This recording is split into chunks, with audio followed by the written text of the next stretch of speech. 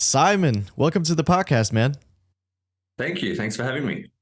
I've really been looking forward to talk to you, man. You were one of the first people that I started following when I started my calisthenics journey about 7-ish years ago. So this is a real honor to have you here.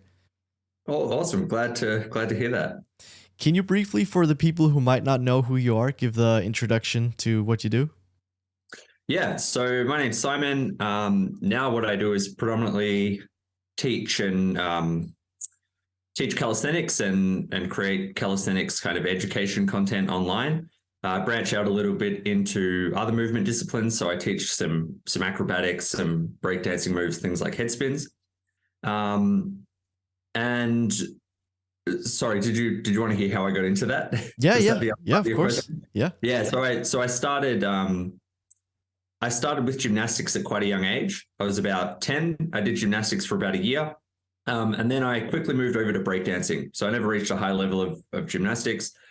The same YMCA where I took gymnastics classes also taught breakdancing classes. Some of the gymnastics coaches were kind of dabbling in breakdancing and teaching some breakdancing classes. So moved over to that, started learning that. And then my kind of introduction to calisthenics was in gymnastics. They used to do a strength and conditioning segment where you do bodyweight exercises to help improve your gymnastics ability.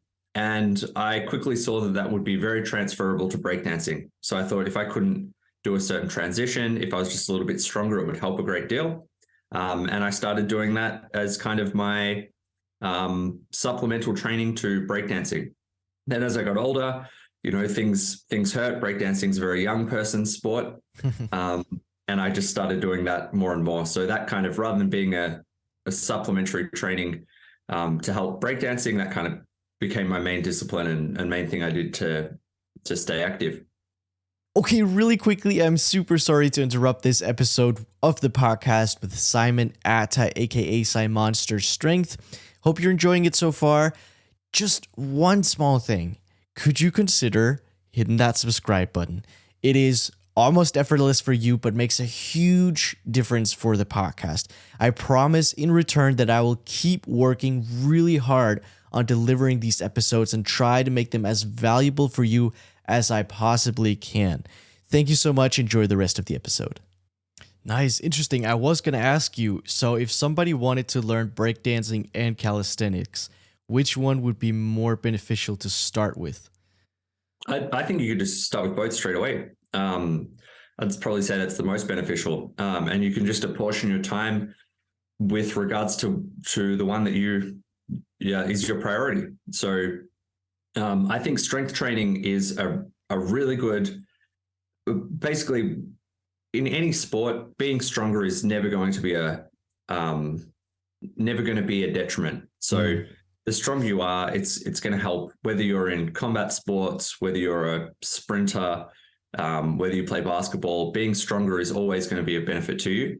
The one exception to that might be a weight class sport where you're trying to be kind of as light as possible. However, being as strong as you can within that weight class will be great. You just probably don't want to have any muscle mass that's unnecessary and not going to help you with your sport. So strength training is great for performance. It's great for injury prevention. It's probably strength training is probably the most evidence-based modality for reducing your risk of injury. So if you want to start breakdancing and breakdancing is your main focus, I would start that, and I'd do some calisthenic stuff alongside it. Pushing exercises will go a long way. If you were to teach any of these guys who can do planche push-ups, breakdancing, I think they'd have a really easy time because there's just if you can hold a planche, you can kind of catch yourself, save moves a lot more than the average person who cannot planche would be able to. Makes sense. So how many years have you been training for then? So I've been doing this for almost 23 years now. Man. So yeah, a long time with various disciplines in there. So I started with gymnastics, did that for about a year. I probably did breakdancing for about 15 years, 15 to 20 years, kind of phased out. I still do a little bit just to kind of maintain what I can, but I'm not trying to, push the limits and get new moves. I think the risk to the injury risk just outweighs the reward of that. So really, right now, my training is to stay healthy, stay fit, learn some new skills along the way. But now it's predominantly calisthenics. And in that time, I've done some other things, some some martial arts, tried some circus disciplines out. Nice. That's interesting. Super similar to me in a way. I used to be a gymnast as well. And I'm certain that's why I fell in love with calisthenics. There's so many similarities in calisthenics and gymnastics as well. How have you stayed? Sorry, go ahead. Sorry, on that note, just an important point I think worth mentioning to your audience is if you have let's say you have a child who you want to get into sports and you think gymnastics is a great sport to get them into. I definitely agree. I think gymnastics is great to learn.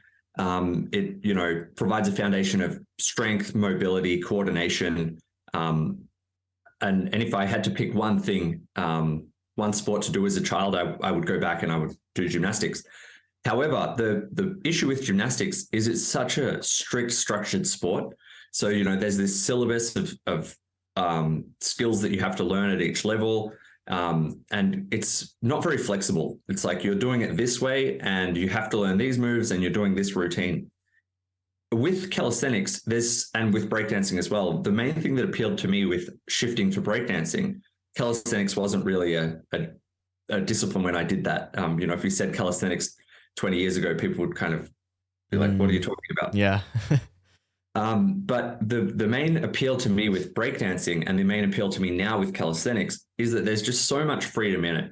So if I started breakdancing and said, hey, I really want to learn power moves. I don't care much for footwork. You could absolutely do that. It's useful to learn them all to see what you like and kind of get familiar with the art as a whole. But you have the freedom to take it wherever you please. Same deal with calisthenics. If you just want to do planche and levers, you can do that. If you want to do sets and reps, you can do that. If you want to do freestyle calisthenics, you can do that. And I think now calisthenics is a big enough discipline that you can find classes and community kind of anywhere in the world to pursue it. So if you're, if you don't like these structured, really rigid sports, you want a little bit more freedom in what you do, calisthenics is an awesome place to get that.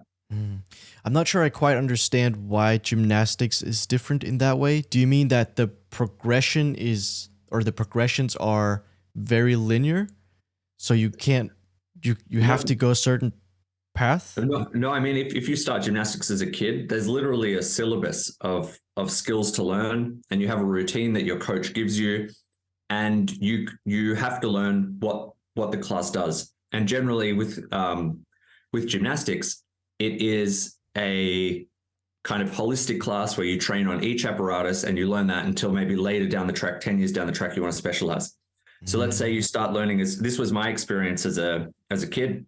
I didn't really like, I liked learning flips on the floor. I didn't really like the high bar. I didn't like pommel horse. I didn't like vault. And it just kind of made the experience not that enjoyable for me. If I could have just specialized and learned flips on the floor from day one and not done anything else, I would have had a great time. So I think with calisthenics, you have just a lot more freedom to train what you want to train. I see. And possibly gymnastics could be a bit more dangerous, so you would need a trainer for gymnastics. And for calisthenics, you can do it more on your own. So is that why also that you can more freely do whatever you want in calisthenics, perhaps?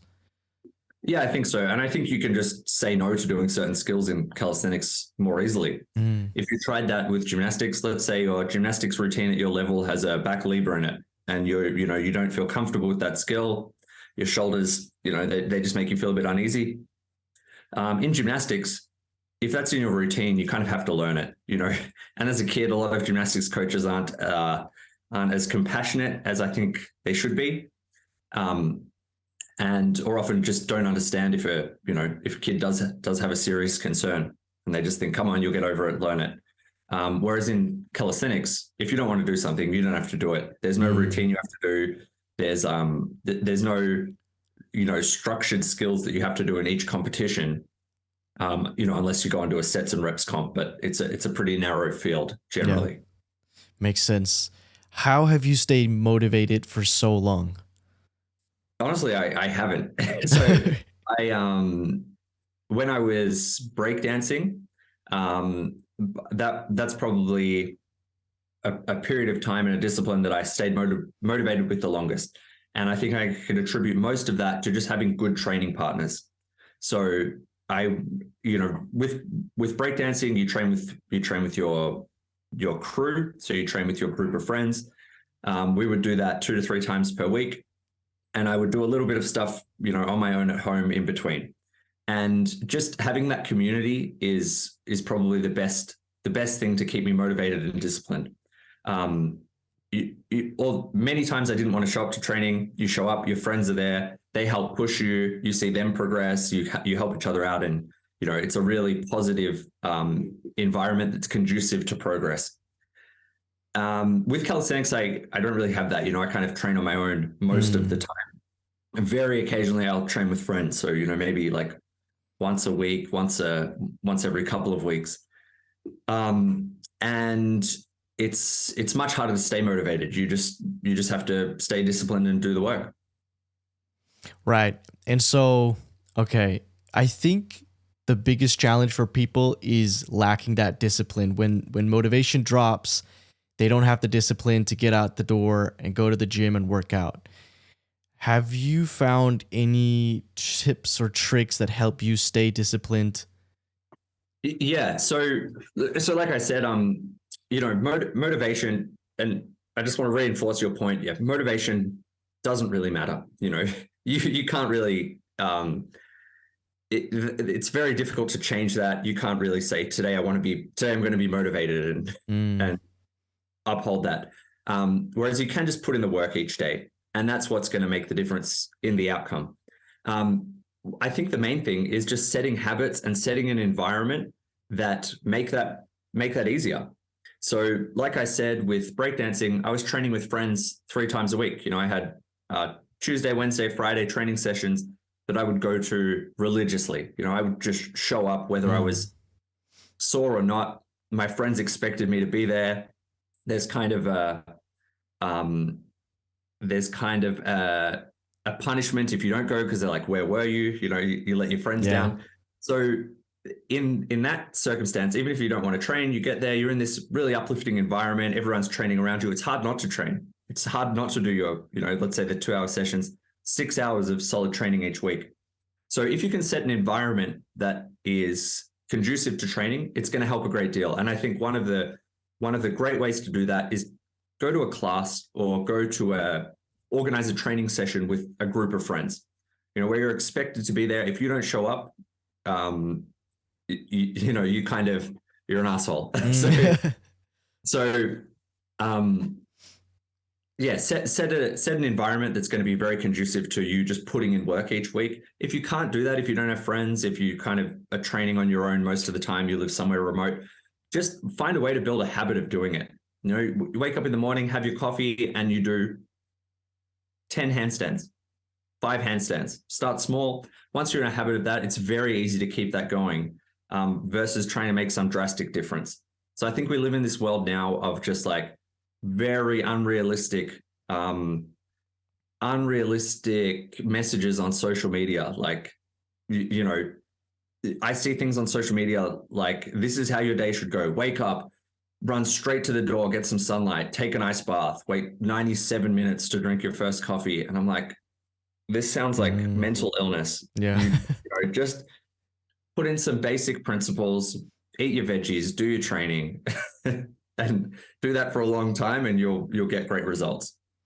I spoke to Matt from Red Delta Project, another fitness YouTuber, and he spoke similarly about the fact that really strict morning routine is not necessarily discipline. It is more obedience. You're more obedient to that routine. You're following it despite the fact that it might not even be the best for you. Yeah. So are you talking about like these ice bath sunlight routines, or yes, just training? Yeah. So yeah, I could go on a rant about that, but You want to talk about ice baths for a minute? Yeah, of course. You have strong Right, opinions about him, I can hear. yeah, so personally, I don't take ice baths, and I don't think they're worth it. There is some evidence about some health benefits with ice baths, but I don't think they're benefits that are unique to ice baths, and you can't get them somewhere else. So there seems to be this movement on social media right now where everyone is in a cold plunge and kind of, it's thought of being tough. It's thought of being very conducive to health and having great health outcomes.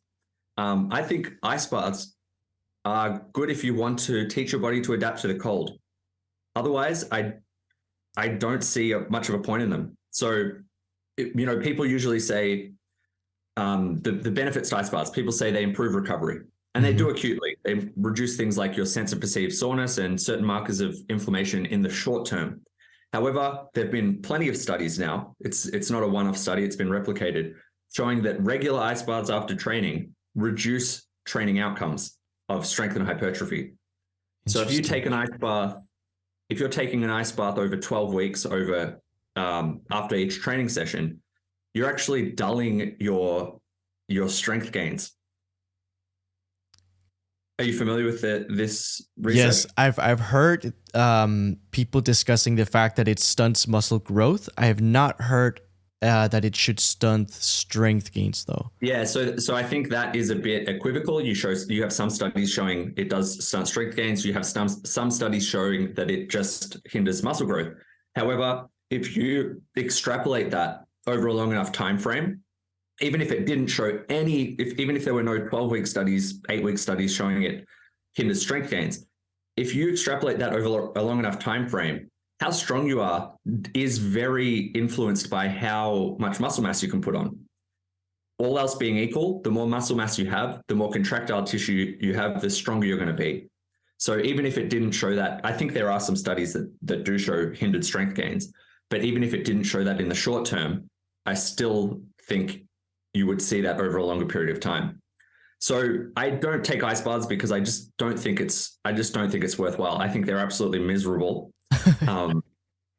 So I don't do it for that reason. You can get recovery benefits elsewhere, things like massage, things like light exercise. So you could just do some light movement with that muscle group to help speed recovery. Even light stretching is shown to be beneficial versus moderate and intense stretching. And those are things that that are just much less miserable and they're not going to hinder your strength outcomes. They might actually improve it, or hypertrophy outcomes. And I don't think there are other benefits aside from teaching yourself to teaching the body to adapt to a cold environment that are unique to ice baths. So, people talk about things like, well, they burn brown fat. It's like, okay, well, brown fat is your body's mechanism for heating itself up. So of course it's going to burn brown fat. I don't care about that. I don't care about that adaptation. They say things like it releases dopamine. People like to use mechanistic arguments. And I think, well, so do plenty of recreational drugs. And I'm not going to advocate that you take those. So yeah, I think it can be a cool way to teach yourself to do something hard, and continue that, be disciplined. But I think there are much better ways to teach yourself to be disciplined that confer another benefit, like learning a skill, exercise. I would take those over ice baths any day. Right. Very interesting. I think you're the first person that I've spoken to who are not a fan of ice baths. I was going to say, I do not do ice baths, but I do cold showers, and I'm a huge fan of cold showers. They really help energize me for the last few hours of the day. I do them a few hours after my workout because I'm scared that they're going to stunt my muscle growth.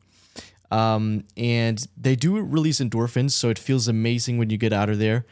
And I like the mental challenge as well of being in the really cold shower. And so for those reasons, and supposedly there's a debate whether or not it helps muscle recovery. I do believe it does. And, for those reasons, I've been a huge fan of cold showers. Yeah. And I just want to reinforce everything you said. I probably sounded extremely negative on ice baths. if you enjoy ice baths and if you're doing them for any of the reasons that you stated, go for it. That's absolutely go for it. I just don't think that many of the beneficial claims that are made on social media are supported by sound evidence. Right. I don't think they're, I think we just live in this environment right now where it's like ice baths are going to change your life. And I'm like, they probably won't. They'll just make you miserable for a few minutes every day. And you might feel pretty alert afterwards.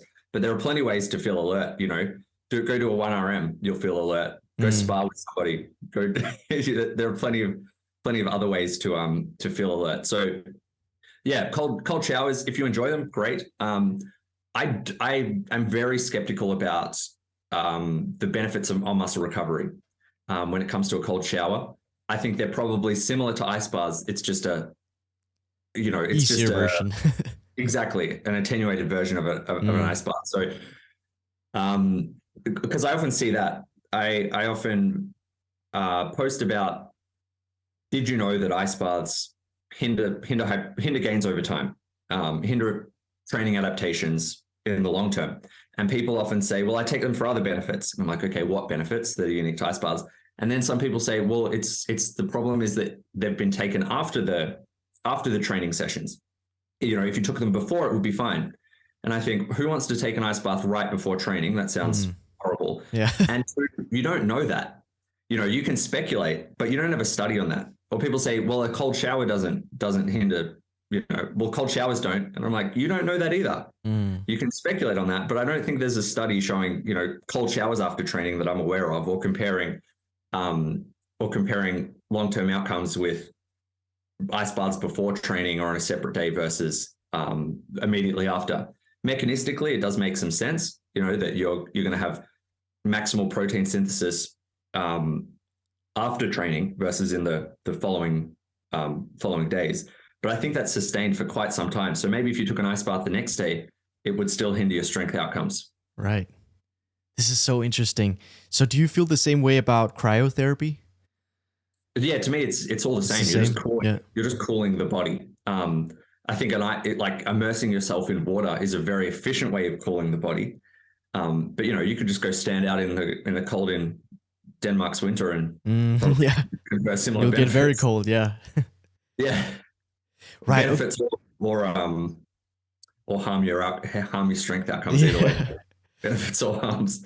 So what about the opposite, heat exposure? What do you think about that? I'm not too familiar with, I haven't gone down the rabbit hole of the research on heat exposure. But I suspect it's a similar thing. You might get some benefits from it. But I don't really do it. I think it's I love going back to training specificity. So there are some things that are really that have really shown to be beneficial, and they're very mainstream. It's like, eat lots of fruit and vegetables, exercise, resistance training is great for you. So is cardio. It's great for your heart. Sleep well. Missing out on sleep is harmful to strength gains, body composition, mood. I think those are like the big rocks that you should be focusing on. Trying to change these little dials with things like ice baths and saunas. I'm more familiar with the research on ice baths. With saunas, I'm not too sure. But once again, I don't really know why I would be doing it. I'd much rather sit in a sauna for 20 minutes than I would to sit in an ice bath. Like it's much more enjoyable to me. Sometimes I will do that, after swimming for fun because I enjoy it. But I'm not trying to induce some adaptation from doing that. Right. Okay.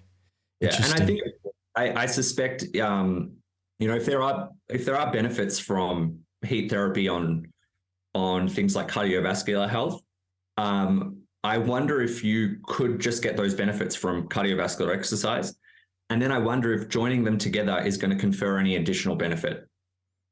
And there are some things that are good on their own, but when you put them together, they don't actually help very much. Right. So an example of that is like training volume and training intensity. High volume training is great. High intensity training is great. You try and mix the two, and you're trying to do high volume, high intensity training, you get injured. You mentioned that building muscle also benefits strength gains, which is something I think you are the first person that I've heard say this, at least in regards to calisthenics skills, because I think for most people that's going to sound very counterintuitive to build muscle in order to be better at calisthenics, because in calisthenics you lift your body weight, so surely if you weigh more, the skills are going to be harder. Can you talk to me about that? Yeah, absolutely. So that is a correct assumption. You weigh more, your skills are going to be harder. It very much depends on your body composition. So one thing that people who do calisthenics sometimes say is like, never skip leg day, right? But you talk to the hardcore calisthenics enthusiasts, the guys who are trying to be the best in the world, and they're like, I don't train legs. And I don't train legs because I don't want weight in my legs. It's harder to lift. So if you think of the planche, you think of your body like a seesaw. If you put weight on the end, like let's say you did calf raises, it's got massive calves, that is weight on the end of that lever. It's going to make it much harder to hold that horizontal versus it falling down. So you probably don't want muscle that is not going to benefit your training goals. If your goal is just to planche, then it is worth being aware of the risks of growing big legs. It's going to make your planche harder. For most people, I would encourage you to train legs just to, keep a kind of balanced, proportional physique and reduce the risk of people making fun of you on social media. Yeah. But that aside, there's no harm for not training legs. Now, when it comes to strength, being bigger generally means being stronger. Where people get lost with this is that being bigger doesn't always mean being stronger. And the reason for that is that you have many things that influence strength. So you might know somebody who is very skinny or very small, and they can lift much more than somebody who's, very big and muscular. And that doesn't just come down to one or two variables. There are numerous variables that influence how strong you are. So for example, how much muscle mass you have is one of those things. If you have a bigger muscle, you have more contractile tissue, all else being equal, you will be stronger, right? So if I recruit the same number of muscle fibers, but each muscle fiber is bigger, has more sarcomeres, has more contractile tissue in there, it's going to produce more force.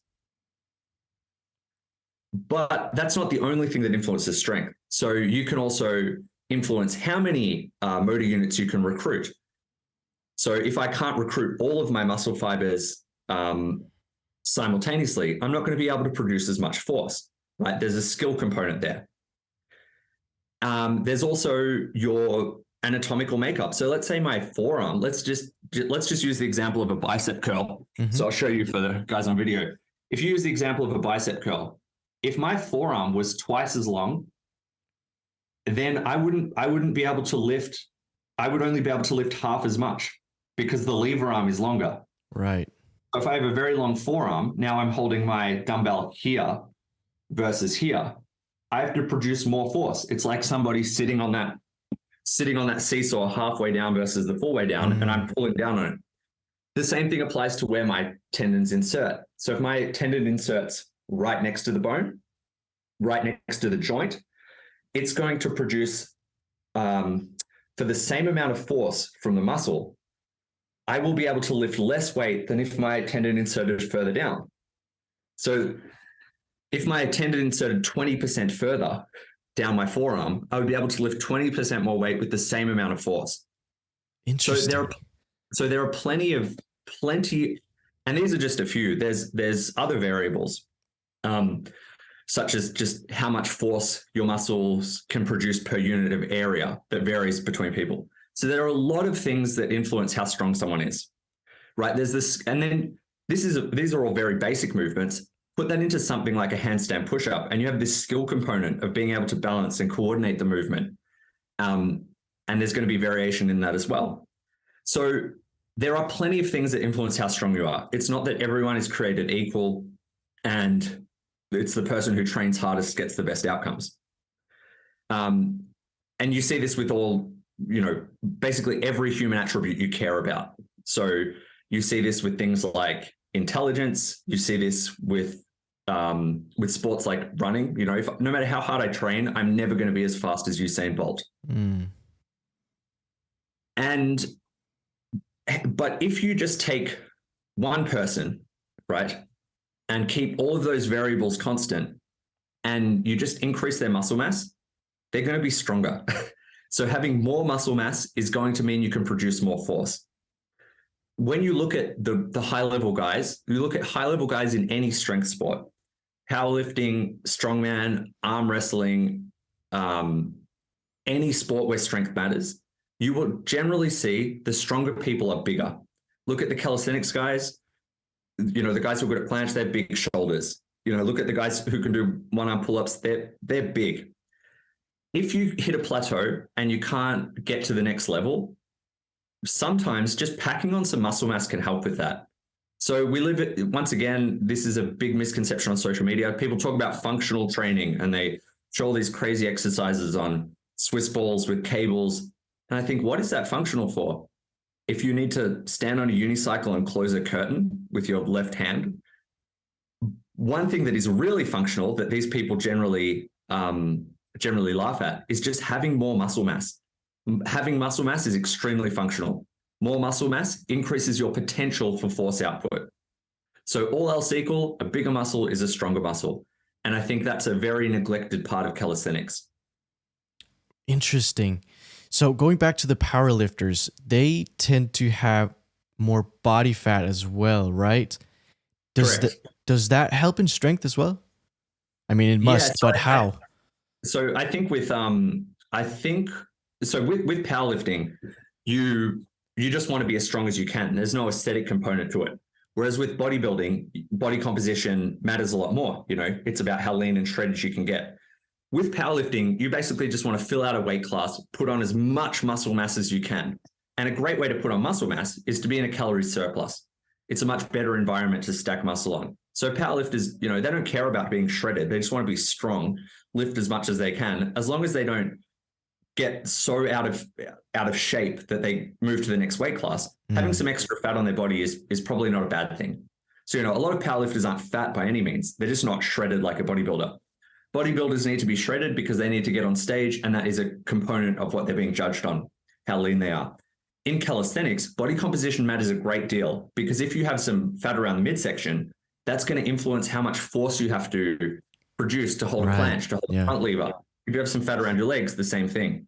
So being as lean as possible and maximizing strength matters. They're both levers you can pull. You know, I can reduce how much force I need to produce by reducing how much fat I have on my body, or I can get really strong and increase how much force my muscles can produce to be able to do that skill. So you kind of want to maximize both. You want to have good body composition and be as strong as you can without being excessively fat. So how would you program, if you wanted to learn the calisthenic skills? We now know that we need to pack on some muscle as well. How would you do it? Would you do a couple of weeks of hypertrophy training, then a few weeks of skill training? How would you approach it? So plenty of different ways to approach it. And I would take the approach that you prefer. So you look at high level weightlifters, and everyone does a different thing. You know, some people train, and you see that training changes over time as well. So, you know, like training frequency, just the culture of lifting in general. When I started training, you used to hear this thing, which was like, never train the same muscle group 2 days in a row. You need time to recover. And that was really big in you know, weightlifting communities. Calisthenics was kind of similar. And now you have people training full body every day, training the same skills every day. So training culture has changed a great deal. There are many, many ways to structure a program. And what you generally see in the literature is when you match for training volume, training intensity, whether you do it over 2 days, 3 days, 4 days, you get similar outcomes. And you can kind of talk about, maybe there are some benefits to higher frequency training, and I think they're applicable to calisthenics. But basically, when quality of work and the amount of work is matched, you're going to get a similar outcome. Now, when it comes to doing a hypertrophy block and then a strength block, you can do it that way. Or you can do like an undulating periodization approach where you train them both at the same time. So as opposed to block periodization, where you do a hypertrophy block, stack on as much muscle as you can, and then you do a strength block and you try and peak for this skill or this lift. You could just do them together. You could do a hypertrophy day on Monday, a strength day on Wednesday. And there may be some benefits to doing that over doing a hypertrophy block, because you're not going to lose some of your hypertrophy adaptations by specifically training strength. Right. You can kind of keep them both going at the same time. So if you like to do this block periodization approach where you do a bit of hypertrophy, for 6 weeks and then you do strength, go for it. If you prefer to just keep something consistent over the long haul, do that. If you just train the skill, you'll get better at it. You don't need to make it too complicated and do, I need to periodize my training and do this and that. So one thing that you can do, it really depends on which skill you're trying to learn and which level you're at. Should we get into that? Should we just pick a level and give it an example? You want to pick one skill and a level? Front lever. Front lever. Okay. Sorry, I say lever funny because I'm Australian. Yeah. So if you want to learn the front lever, and what level are you? Actually, let's clarify for people who don't know what a front lever is. Can you explain what that is? Yeah, sure. So front lever is basically an upside down planche. So if you know what a planche is, it's a push-up position with your feet in the air. Front lever is the opposite. So you are hanging from a bar with straight arms, and then you're just lifting your body in a straight line to horizontal. So you're kind of hanging with your body in a horizontal line and your chest is facing up. Right. So if you want to learn the front lever, let's take the beginner example. Right. If I want to learn front lever and I cannot do a front lever, how would I get there? In that case, I wouldn't do much specific training at all. Let's say you can do like five chin-ups and you're like, I want to learn the front lever. Build your chin-ups. Like you can't lift at all. Nothing's happening. So you could do some specific work. You could do some front lever negatives. You could do some band-assisted front lever holds. But it really depends how close you are to that front lever. If you can't do a single chin-up, I would say don't even worry about the front lever yet. Let's build a foundation. Let's do some chin-ups. Let's do some hanging leg raises. Let's do some tuck sits. Get some strength in those constituent muscles, and then we'll move that towards the front lever. When you're close, when you can control the front lever negative, like a tuck front lever negative, and you can hold a band-assisted lever without the band like fully holding you up, so like a thinnish band, throw in some band-assisted holds. So the way I would go for a beginner, a couple of times a week, I would do a few band-assisted front levers, maybe 3 sets of 10 seconds with a light band trying to hold it. I would also do some front lever negatives. So kick to inverted on the rings or a bar and just tuck and try and control the negative. There's your specific exercises. Then you want to build muscle in the constituent muscle groups for the front lever. So chin-ups to work your shoulder extensors, maybe some hanging leg raises, trying to bring your knees to your triceps to work the abs and hip flexors. If you did that twice to 3 times a week, let's say 3 sets of each of those exercises, 2 to 3 times per week, you would unlock the front lever probably with ease fairly quickly. The tuck front lever, that is. Now, to progress to the full front lever, you want to extend the legs. That lengthens the lever arm of the body, means the shoulder extensors need to produce more force. How would I go about that? Once again, I would do some specific strength work. Specificity is key. So you want to get good at the front lever, you need to do some front lever training. You want to get good at the bench press, you need to do some bench press. So people often say there's no best exercise for a certain goal. There's no best exercise for chest. You could do flies, you could do bench press, you could do push-ups, you could do pec deck. I fully agree. There's no best exercise for building muscle mass. However, when a skill is involved, like a bench press, you want to get good at the bench press, there is a best exercise for that. It's the bench press. Yeah. Specificity is key. You want to get good at something, do that thing. If you want to get good at the front lever, you need to be doing the front lever. You can get transferability. Like if you double your weighted chin up, you'll probably get some front lever gains, but probably not as much as if you had to also train the front lever. Practicing that specific skill is key. So to start with, when you're fresh, do the most important exercises first. Do some heavy front lever holds. And rather than periodize your training with strength and hypertrophy, I would take an approach where you do a few different intensities throughout the week or throughout a session so that you get the benefits of high intensity and lower intensity work. So for example, if I want to get the full front lever and I can hold a single leg front lever or a straddle front lever for 5 seconds, okay, build that up. So I would let's do a 5 by 5 second hold to start with. 5 by 5 second straddle levers, 3 minute, plenty of rest between each set, leaving, 1 or 2 seconds in reserve, 5 by 4 seconds or 5 by 5 band assisted, whatever you want. Do some heavy front lever work, then do some front lever raises. We can also keep that heavy. Let's do a 5 by 3 front lever raises, slow tempo. So you're controlling the movement through range, the highest intensity you can. After that, you might do a band assisted hold, get some extra volume in, or you might do an easier front lever hold, like an advanced tuck, 3 sets of 20 seconds, throw in some pull-ups, some L-sit chin-ups, some rows, whichever supplementary work you want to address those muscles. Dragon flags are great. Do that for a few months and you'll have improved your front lever. Awesome, man. Do you feel like chin-ups or pull-ups assist the front lever better? I don't think it matters. Okay. I suspect I've heard this debate a lot, and I think there are reasons to say one would matter more than the other. But think of it this way: this is what I always come back to. When you're trying to get better at a skill like the front lever, the most important exercise is the front lever work, right? So front lever holds, front lever raises, front lever pull-ups, band assisted front levers. There's plenty of options. Front lever negatives, whatever you want. Even ice cream makers are a bit more specific, right? I don't love them, but they're a kind of accessory, more specific exercise. So front lever exercises are what matters, right? And the exercises that you do first in the session are the ones that are going to confer the most benefit. Those are the ones that you do when you're fresh. When you're fresh, you can perform better. They're the ones that are going to improve the most. By the time you get to your pull-ups and chin-ups, right? That pull-ups and chin-ups aren't specific to the front lever. They're mostly for building muscle mass. It's not so much about addressing the skill of the front lever. So when you talk about all of these things that influence strength, the lever you're pulling the most with those is building muscle mass.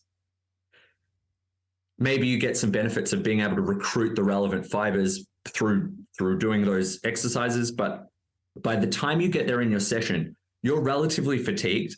And it doesn't matter whether you do chin-ups or pull-ups at that point. So you could argue pull-ups are better because you use a pronated grip. Pronated grip is what you use in a front lever. It's more specific. You could also argue that in a pull-up, you use more of an abduction pattern. You flare your elbows more generally. You can do pull-ups with your elbows in, but most people take a wider grip and they use more adduction than pure shoulder extension. Whereas a chin-up, you can't flare your elbows because you're going to hurt your wrists. Right. So with a chin-up, you can't flare your elbows as much. You use more shoulder extension, which is the line of pull that you're using in a front lever. So you can make an argument either way. Pull-ups better, chin-ups are better.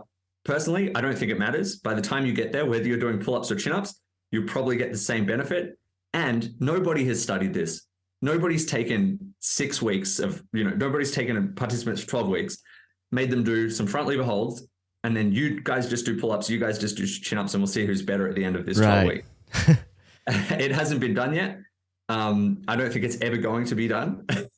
And yeah, like I said, I don't think it matters. So it's like, what's better for the bench press? Pec flies or pec deck? And like dumbbell flies or pec deck. You could make an argument either way. I think if you're training the bench and you're doing that as your accessory work, who cares? By the time you get there, you also get diminishing returns with training volume. So, it's not like, I think most people are pretty aware of this, which is like, if you do 1 set per week of an exercise, you might get better at it, right? But if you do 2 sets of a week of an exercise, it's better. Right. And if you did 3 sets of an exercise, you would improve faster. And if you did 4 sets of an exercise a week, you would improve even faster. But that doesn't just keep going. So you see this curve that kind of flattens out and potentially turns into this kind of inverted U. You do 10 sets a week of an exercise, awesome. 10 sets a week of bench press, that's probably a great spot to be to make progress for most people. But if you do 20 sets, you're not going to get twice as good as doing 10 sets, right? And you also see this with hypertrophy too.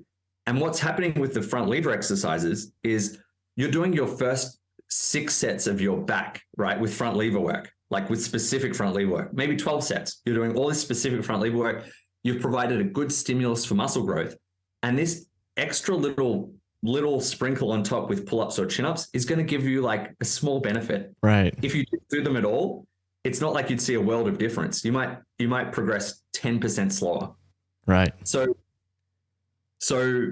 yeah, pull-ups versus chin-ups, I don't think it matters. I don't think anyone has the answer. I used to say I would prefer doing chin-ups more because it kind of forces you to keep your elbows in, which is that same action, more similar action to the front lever. But honestly, I don't think it matters. Choose the one you prefer and progress over time. Right. I bet you could do 20 sets of an exercise if you do cold lunges and recover super fast. but then you're hindering your the hypertrophy. Right. You're dulling your training adaptation. So that's tricky. Yeah. And you're miserable. Yeah, true. For the front lever and actually like straight arm calisthenic skills in general, what is the optimal body composition, I would say? Because I was going to ask, I have super long arms. That is not optimal for placing the center of mass in the front lever, right? Having super long arms? Right, yeah. Yeah, well having super long arms generally makes skills harder. Calisthenics skills harder. So like think of the iron cross, right? That's the most straightforward example. Yeah. If you have little T-Rex arms and you're like this, the iron cross is fairly easy or relatively easier. The lever is pretty small. If you have really long gangly arms, the harder it is. And generally, the taller you are, not only is your body lever longer, but generally taller people have longer limbs relative to their torso. So it's like the taller you get, the ganglier you get, the longer your limbs get. Yeah. The optimal kind of body type for calisthenics is just being tiny. Right. Yeah. So, you'd want to just be really small, but you can't change that. No, of course not. You know, all of these things can't be changed. So, so there's this. You probably know that smaller people tend to be better at calisthenics, right? Yes. Like that's gymnastics tends to select smaller people. Yeah. Basketball tends to select taller people. It's not that calisthenics makes you short or basketball makes you tall. It's just it's a selection bias. It's better for those people tend to be better at that sport. And there's actually a physical reason. I've spoken about this a little bit about why taller people or bigger people are relatively weaker. Are you familiar with it, or do you want me to go into Say that again? Why smaller people are relatively stronger? Yeah, let's get into it. Yeah. So if you look at weightlifters, look at powerlifters, weightlifters, and you look at how much they lift, the bigger weight classes lift more, right? Mm-hmm. Like the squat numbers go up, the bigger the people get. So if you took somebody who's 50 kilos, took someone who's 100 kilos, the person who's 100 kilos would squat way more, right? However, if you look at the lift compared to relative to the person's body weight, the number goes down the bigger the people get. So for example, if you see somebody who is 50 kilos, right, bench pressing 100 kilos, it's impressive, right? Double body weight, it's impressive, but it's not unheard of. But you're not going to see somebody who's 200 kilos benching 400 kilos. It just hasn't happened, right? Like it's just, but 50 kilos benching 100 kilos is like relatively common. So why does this occur, right? And there's actually a physical, biological reason for this. So, and you see this in the animal kingdom too, right? You see like an ant or like insects, they can lift like 20 times their body weight with ease, but you're not going to see that from an elephant, right?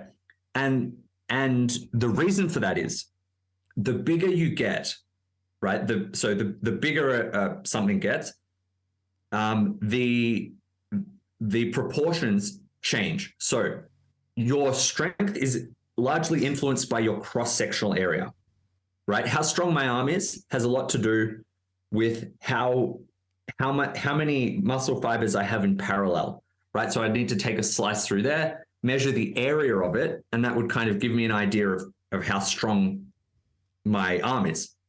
Okay, it's proportional to your cross-sectional area, how many muscle fibers there are in parallel. Your weight is related to your volume, right? How big you are. So like height times depth times width would give you an idea of how much you weigh. And people's weight will change based on, fat versus muscle, but it doesn't change by much. Like the density is slightly different, but it's not drastically different. If you know somebody's dimensions, you get a rough idea of how much they weigh. Now, when you have a cube, right? Just think of a cube. You've got, let's say it's 1 by 1 by 1. Okay. The cross-sectional area is, let's say, 1 meter cubed. Cross-sectional area, 1 meter squared. And the volume is 1 meter cubed, right? Does that make sense so far? I think so, yeah. Okay, now double it. You've got 2 by 2. Right. The cross-sectional area now is 4, right? 4 squares. Length times width. 4 meters squared. But the volume now is 8 meters cubed. Yeah, right? Interesting, yeah. Double it again. Okay, so now you've got 4 by 4. The cross-sectional area is now 16, 4 times 4.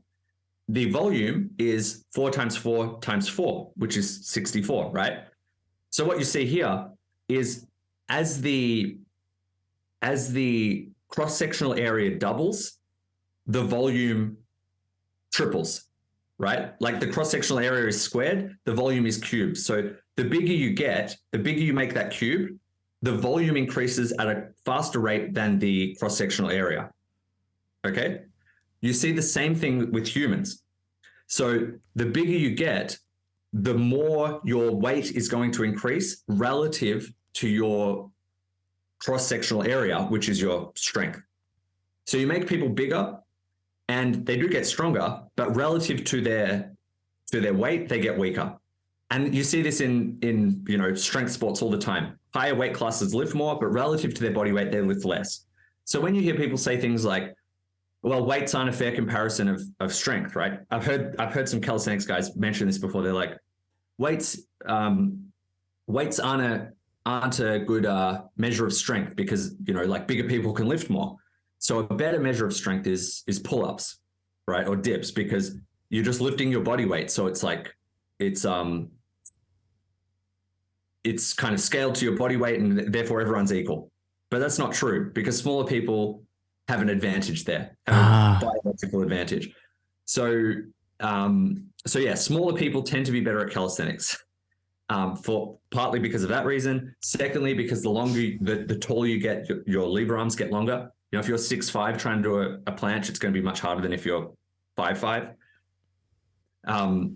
Yeah, but you can't really change that. All you can change, like you've got your limb lengths, all you can change is kind of how skilled you are at that movement, how much muscle mass you have. Right.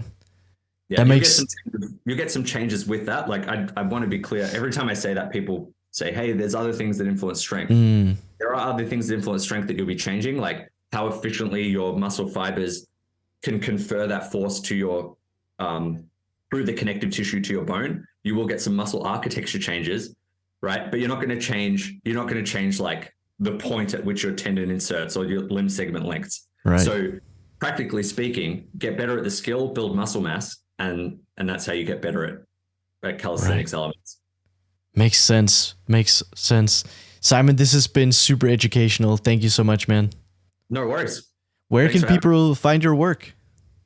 So I do a lot of programs now for Base Blocks, the home equipment company. So you can go to baseblocks.com and check out the programs that I've got on there. And just as a kind of early public service announcement. So I used to sell programs on my website.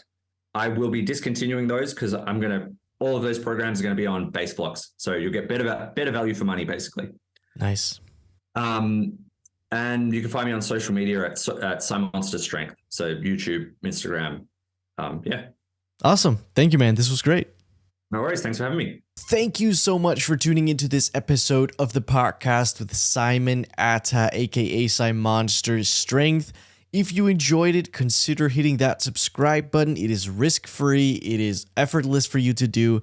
Helps out the podcast so much more than you know. And in return, I promise to keep working hard on delivering these episodes to you every other week. All right?